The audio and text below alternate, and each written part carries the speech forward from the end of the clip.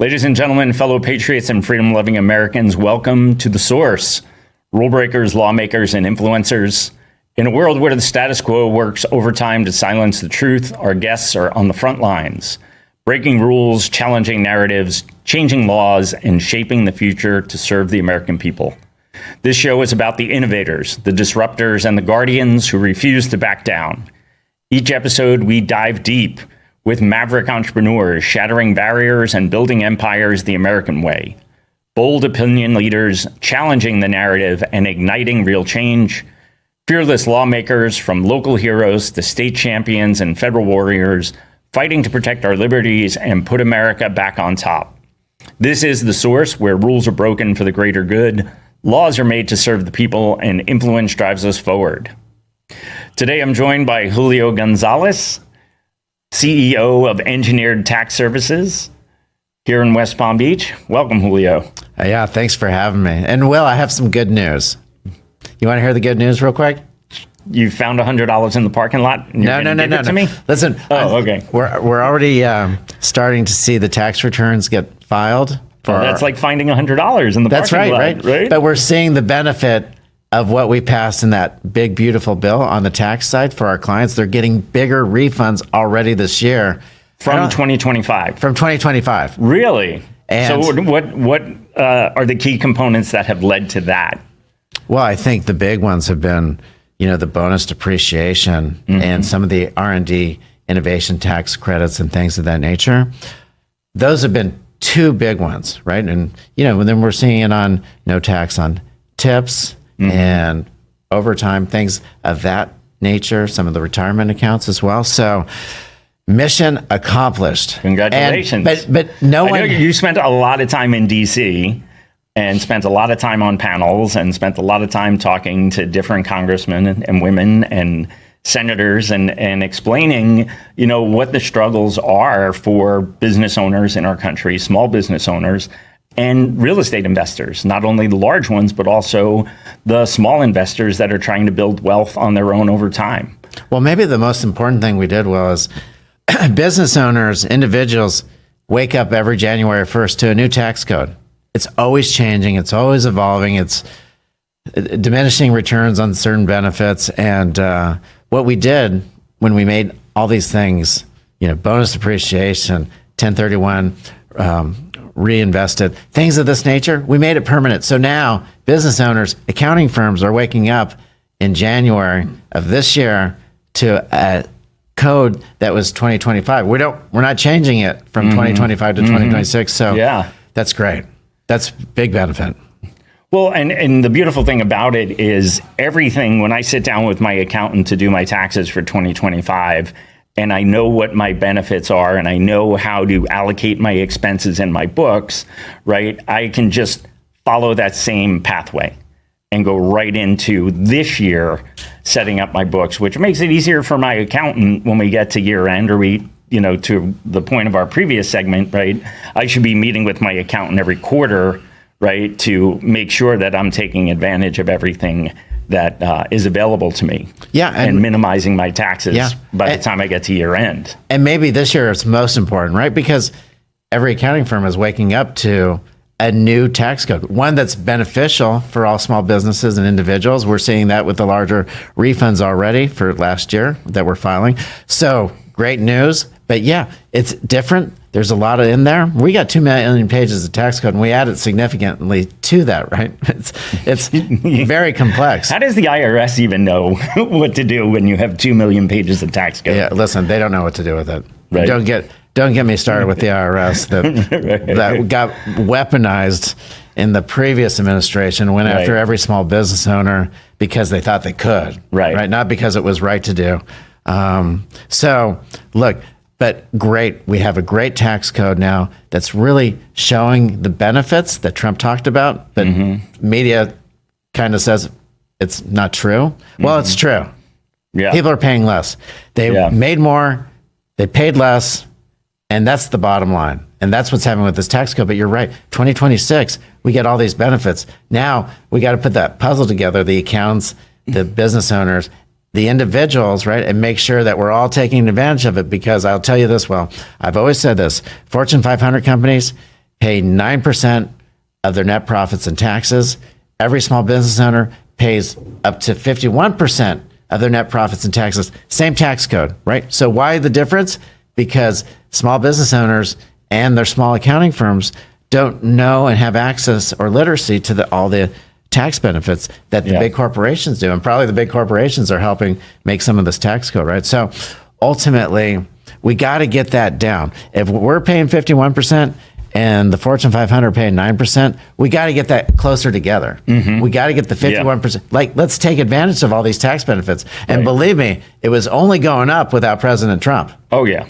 Like, it was going to go to 60 and then 70, right? We're going to see what we see in these socialistic countries across the world. Well, and it's partially the COVID argument, right? Where the Home Depots and the Lowe's and Target and the big box stores were allowed to stay open, but the local hardware store was not. They had to close and maintain social distancing and, et cetera. And so the rules for thee and not for me. And where President Trump has really leveled the playing field is putting the American people first and realizing that small business is the engine of the economy, right?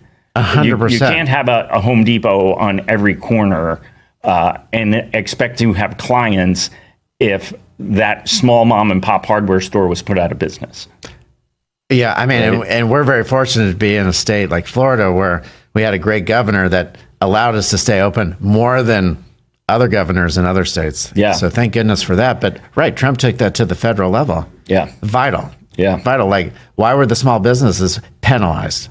Well, so let's go to the, you talked about the benefits that we're going to see. And if you listen to the other side and their media bias is inflation is still high and costs are still going up and, we're not really seeing the effects of it. Well, what's going to happen is as these 2025 refunds start rolling in, people are going to have more money in their pocket to spend on the economy to also grow the economy, right? So we'll wind up getting this net lift. I think what I would say to Americans out there and to the people that are the naysayers is let's look at second and third quarter of this year. Second and third quarter of this year. I think that's when we're going to see the lift of people's spending power. Yeah, I think these people that are saying these mistruths, have they not been putting gas in their car this week? Right. Or last week? Right. $2.36 here in South Florida. Yeah. When it was up to $5, we're almost half. Yeah. We're less than half of that. That's one of the biggest expenses we have, and all the energy costs for running our homes or our apartments substantially down. Have you been in the grocery stores? That's coming down too, and that's all part of that energy cost. I don't think they're looking at the gas tanks. Get off on a quick tangent. People forget that the reason why eggs went to $9 and $12 a dozen is because the Biden administration killed 25 million chickens under this supposed bird flu that was out there, right? So yeah, if you kill all the chickens, there's going to be less egg production, which is going to make prices go higher. Yeah. Right. So now we're getting back to sanity, right? And through energy policy and other initiatives, we're able to bring overall costs down, which then bring everything down with it.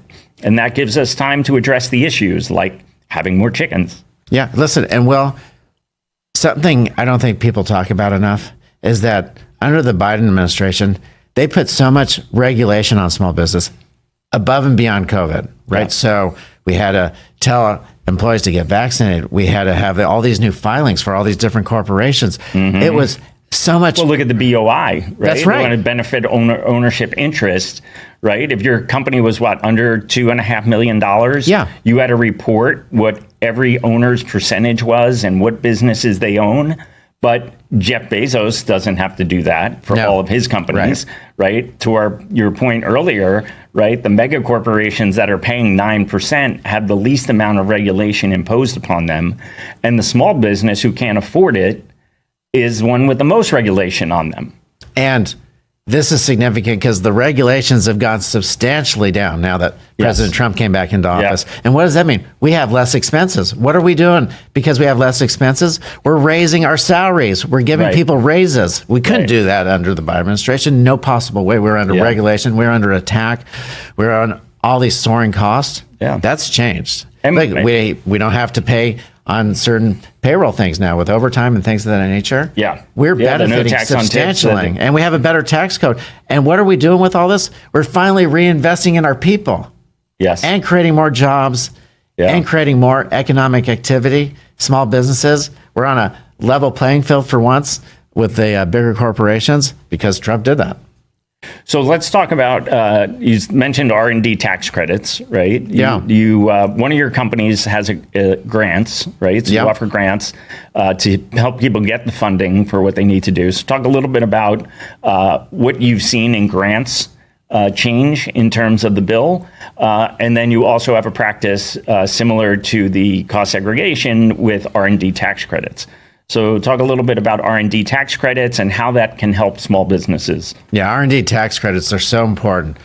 R&D tax credits is basically a tax benefit in the United States that rewards small business owners, large business owners, right, with innovation within their company, whether we're making a product faster, quicker, better. That takes a lot of expense, right? And what happened was when we had these things that are going on in business, people would outsource that activity over to Asia, over to India, right? Where it's cheaper to do. So the R&D tax credit was like, we want those jobs here. We want to keep the jobs here. And if we give an incentive to, employers, small business owners, so that they can take a tax credit when they're paying for this innovation, then ultimately that activity stays here in this country, right? So that's along with the intellectual capital. Along with the right, because that's so how many important. times have we outsourced and then our intellectual capital is being pirated by the Chinese, by other foreign nations? We outsource design of bridges, design of defense structures because of the inequality without the R&D tax credit and that IP. Now you can imagine with everything else, AI, all these activities. So ultimately, and during the Biden administration, that R&D tax credit was really unavailable because they made you amortize it over 5 years. It's like bonus depreciation at 20%. So no one was doing R&D here in the United States. They were sending that to the islands, to anywhere but the United States, because it was less costly. And by the way, small business owners were going through enough hardship during the previous administration with all these regulations and expenses. We just talked about that. Yeah. And then you couldn't take R&D. You didn't have 100% bonus depreciation. How did they survive? Like, how did they survive? But now we got R&D back. So now people are like, okay, I can hire people and put them in these jobs where we're going to create innovation. And I'm going to get the benefit this year. Yeah.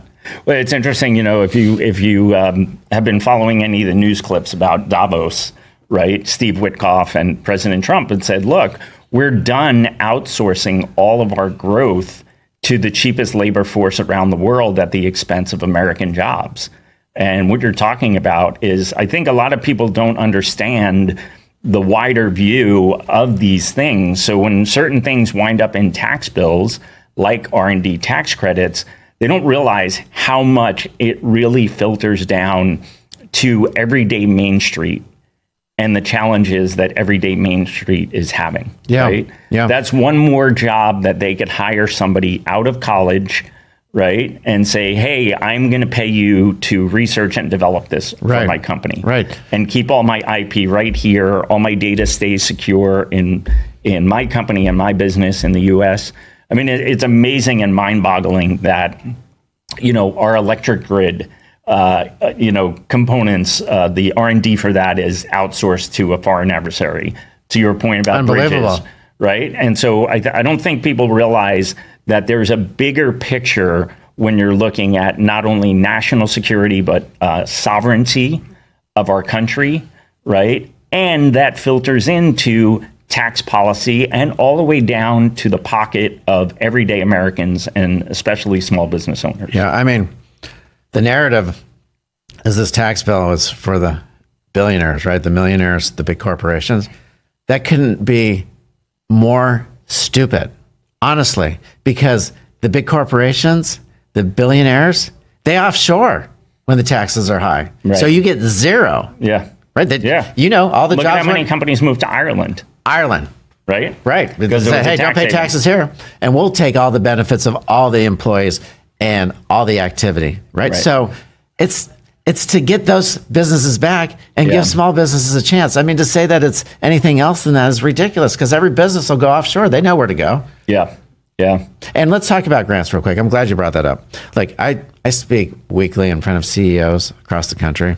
And, I asked them, what business owner here has applied for grants? Now, we have so many significant grants for small business owners, women entrepreneurs, minority business owners.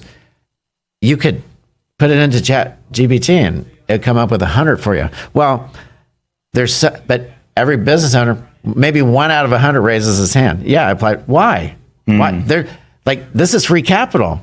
And whether it's coming from the federal, state, or local government, or it's coming from foundations, or it's coming from Walmart, or it's coming from Sam's, it's big corporations, right? Yeah. And these grants, they want to support their communities. Yeah. They want to grow the activity. They want to have a better bond with their audience. And ultimately, these grants are so significant.